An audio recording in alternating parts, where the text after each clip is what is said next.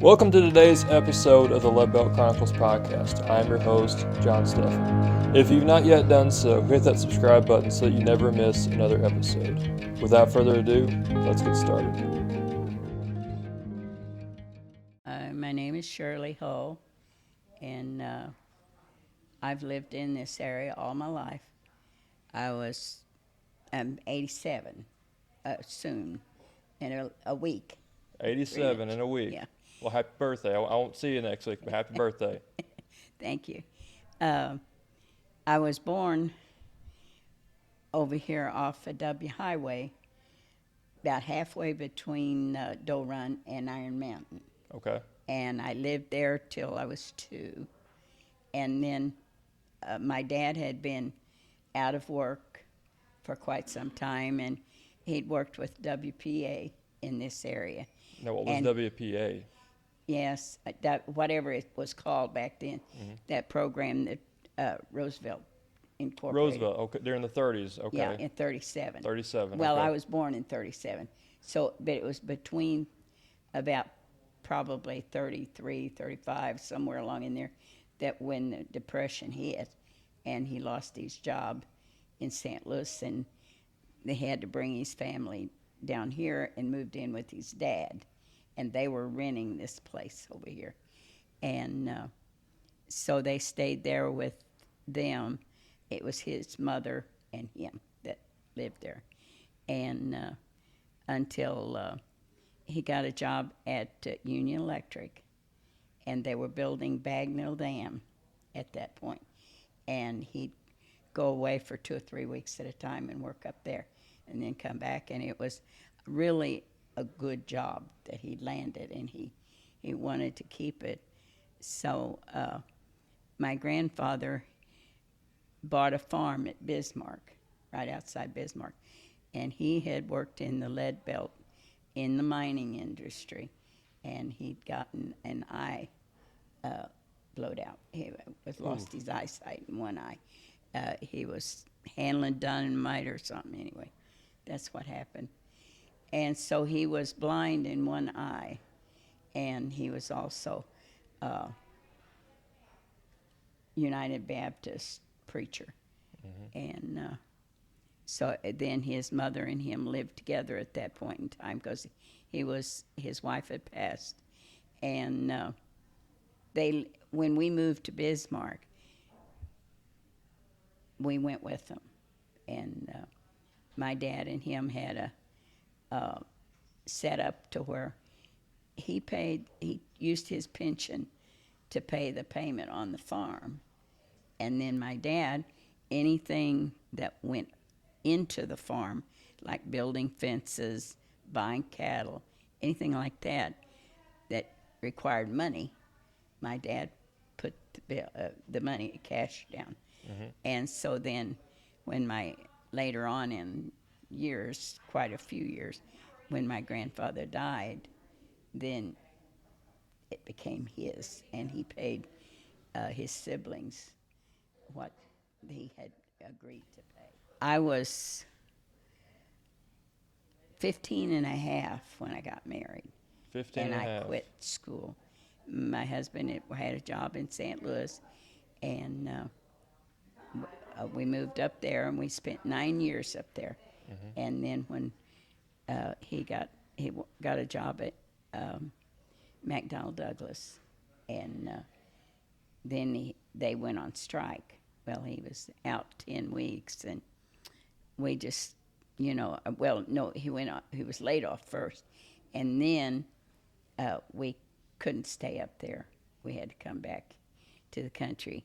And you moved And back to Bismarck? Ever since, we moved back to Elvins. Elvins, okay. We found a little house to rent, and then we moved from there.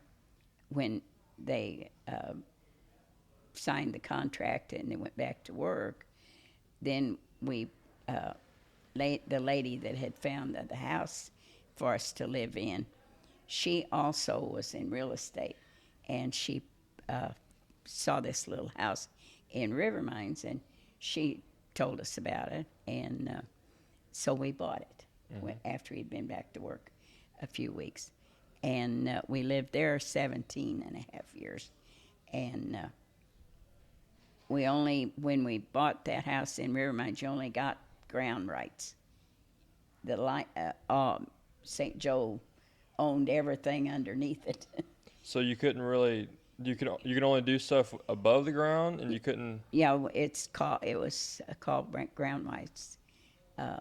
So And there was no, could you dig or anything, or you had to have well, permits, or there was basements, so I said, I guess there was some footage there but I never was completely, totally convinced what that meant. But that's just what was on the deed, Okay. And and my dad had worked a short time for them at St. Joe before he went to St. Louis and got his job up there. But it was way back in the day when he drove the mule cart, and the mules was what his job was, and he hauled the ore back and forth from where they dug it out to where they were loading it and shipping it. Wow. And so that was quite a long time ago.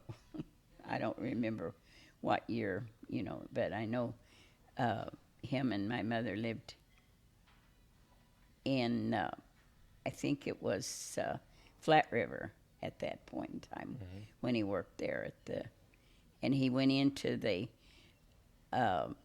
mine there right outside of Elbins. And they all had different names, the entrances were called different names, and I can't remember those because I was too young then. And I've heard them over the years, but I don't retain it. We had nothing to worry about. Life was simple. We lived a little over a mile from school. So for the first 5 years that I think I was in the 5th grade when we got a bus. I had to walk until then. And I was afraid to cross the railroad tracks that run through Bismarck. So my mother would have to walk me to the railroad tracks and cross them with me. Then she'd turn around and go back home, and it was a straight shot just right up to the school, from there. So I would go. And then when I started to go to the 2nd grade, I told her I wasn't afraid anymore, so she didn't have to walk me anymore. There you And so, but I mean, most of that was on a country road.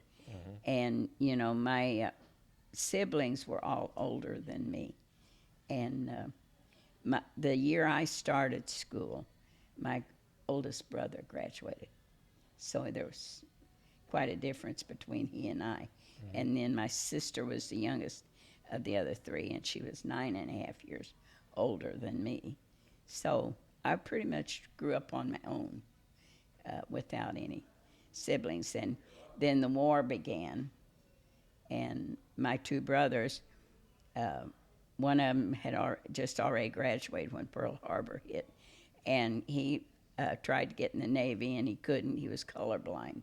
So they wouldn't take him because of the identification was with flags then, and he couldn't see them. He was colorblind. I see. And so he went to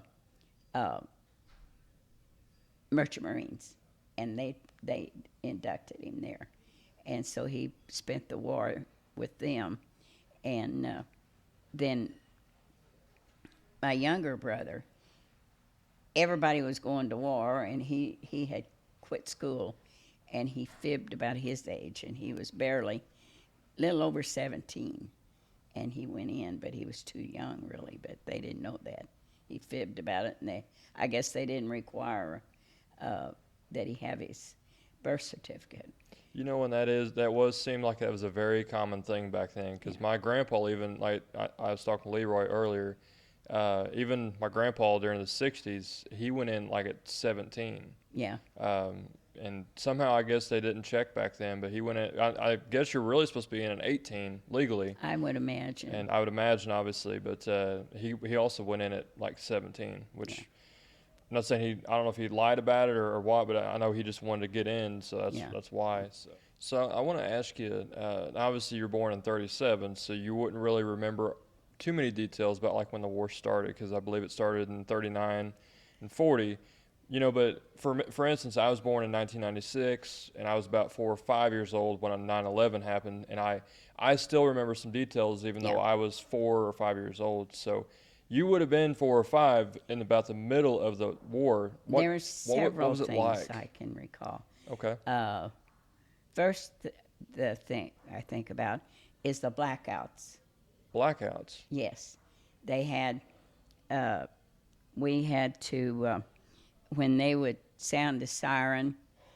This was a testing situation. So they would even do testing and sirens and air raid sirens even around Kind of, here. yeah, Kind that's of what air I raid. think. In case there would, it was just a practice run. Like if we had enemy planes coming in, and they wanted all the lights extinguished, and you had. My mom had real heavy uh, drapes that she closed the windows with, and they were not supposed to be any lights anywhere, you know, during that period of time till it would sound again, and then we'd know it was okay, and you could open the curtains. I remember that.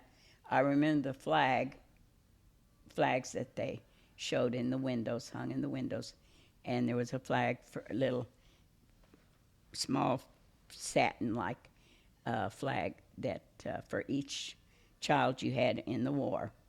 And so I had two brothers. So mom had two flags hanging in the living room window. And I remember that she'd walk to the mailbox every day. And if I was home from school, and it was summertime or something, I'd go with her, walk her to the mailbox and come back with her.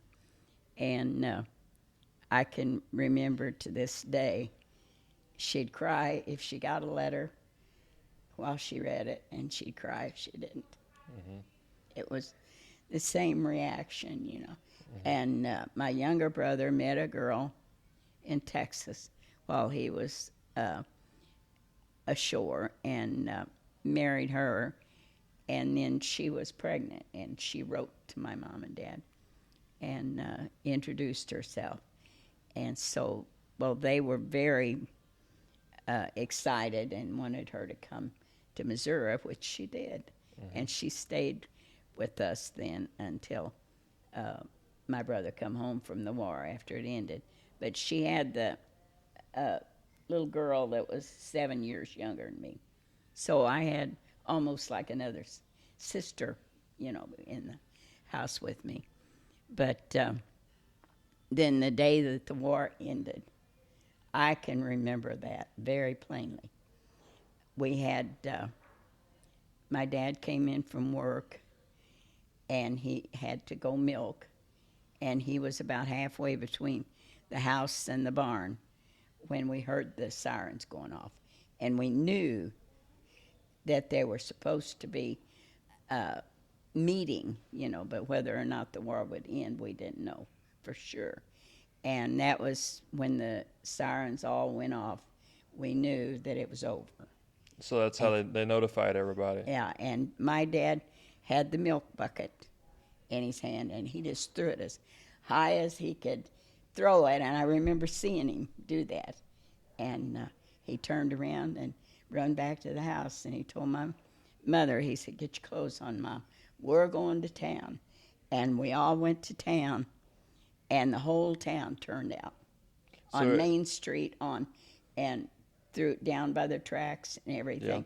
And they had the biggest party and festival. They had uh, uh, a Jap in a uniform like they wore in a pickup truck, and Roosevelt's picture that had hung in the post office. And they paraded those through. And it was midnight, probably, before the celebration ended. But the whole town turned out. Really, And farmers around that knew about it, they came too. And I can remember that just like it was yesterday. really. But a lot of other things I don't. So what was Bismarck like back growing up when you were a child? Was it, because I know right now, I mean, it's I don't know how really the background of Bismarck. Was it more of a associated with mining, or was it more farming? What was the background with We Bismarck? had we had farms all surrounding it. We had several different. We had the flooring mill where they made hardwood floors.